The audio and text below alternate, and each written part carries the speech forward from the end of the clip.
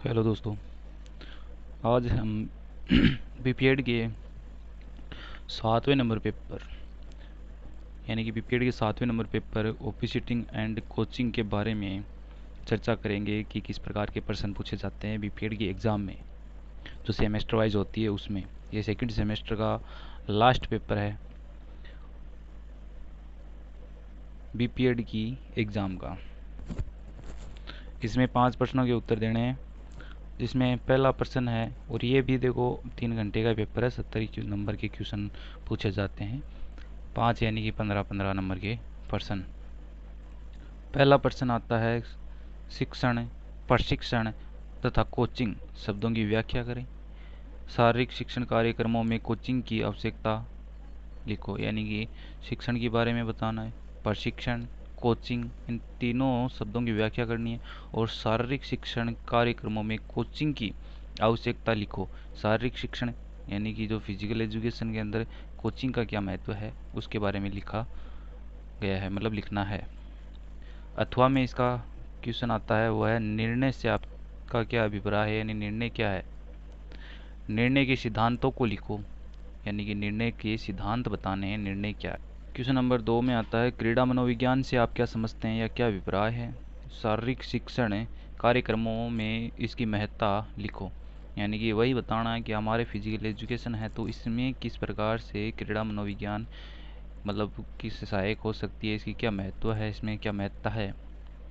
इसके अथवा में क्वेश्चन आता है, प्रशिक्षण के दर्शन को लिखो तथा प्रशिक्षक की जिम्मेदारियों की व्याख्या करो। प्रशिक्षण। थर्ड नंबर क्वेश्चन आता है, प्रशिक्षक और अधिकारी के गुणों को लिखो, यानी कि प्रशिक्षक क्या है, इसके क्या गुण हैं, अधिकारी के क्या गुण हैं, इसके बारे में लिखना है। खेल प्रतियोगिता हेतु, यानी इसका जो अथवा का प्रश्न है उसमें है कि खेल प्रतियोगिता हेतु अधिकारी के कर्तव्यों को लिखो, यानी अधिकारी के क्या कर्तव्य हैं उनके बारे में बताना है। पेपर के अंदर है चौथा नंबर का क्वेश्चन, वह है फुटबॉल खेल मैदान का चित्रांकन करो और फुटबॉल प्रतियोगिता हेतु रेफरी के कर्तव्यों का वर्णन करो।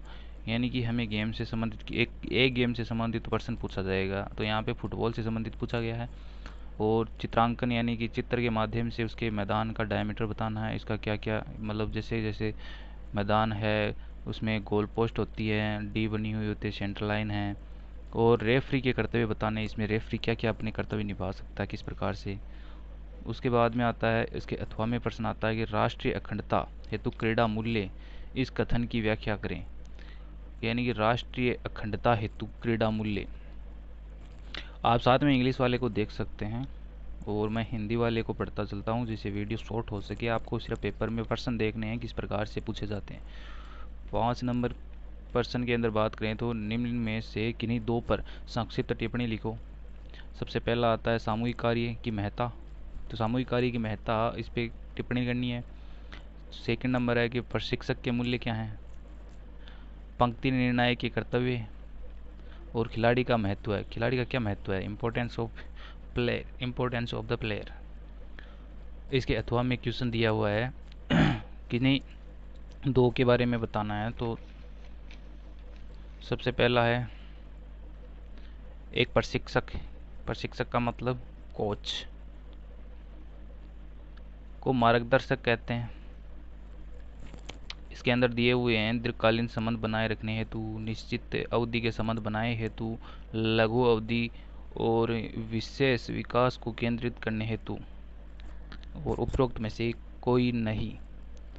तो इनमें से कौन सा इसका सही आंसर होगा वो आपको बताना है। एक टीम के लिए चेस बोर्ड होते हैं, चेस बोर्ड होते हैं मतलब 5 होते हैं, 3 होते हैं, 4 होते हैं, इनमें से कोई नहीं, इनमें से आपको बताना है। इसके बाद में आता है नंबर 3, यानी कि महिलाओं हेतु जिम्नास्टिक विघटनाएँ, यानी महिलाओं हेतु जिम्नास्टिक विघटनाएँ हैं 7, 4, 3 या इनमें से कोई नहीं। तैराकी, तैराकी दौड़ विघटना की प्रमुख शैली है, 3, 5, 4, 2 कौन सी है बतानी है आपको ही। सर्च करो, रिसर्च करो, जिससे आपको उत्तर याद होंगे।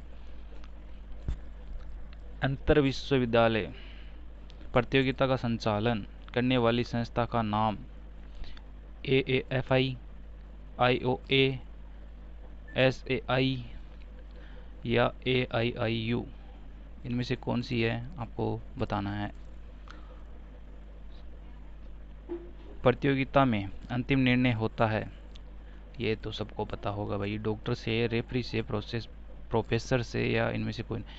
तो इसमें डॉक्टर नहीं होता, नहीं प्रोफेसर होता है, इसमें तो रेफरी होता। फिर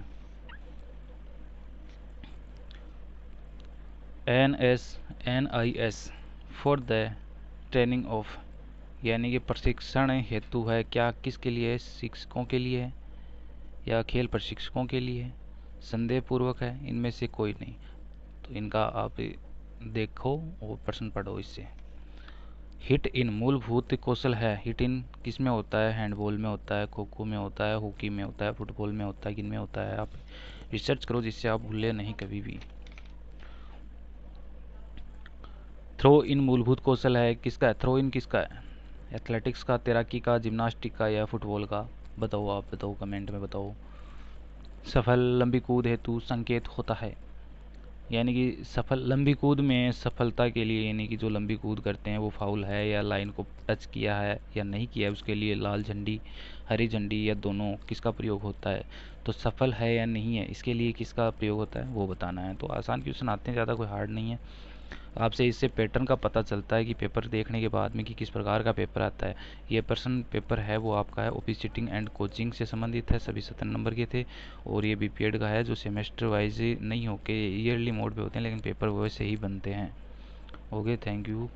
और ज़्यादा से ज़्यादा सब्सक्राइब करो, जो वीडियो देखते हैं वो बिना सब्सक्राइब किए हुए वीडियो देखकर चले जाते हैं। तो इससे पहले कि आप ऐसे ही वीडियो को छोड़ दें, वो सब्सक्राइब भी कर लिया करें, आने वाले वीडियो की नोटिफिकेशन के लिए बेल आइकन को भी दबा दीजिएगा।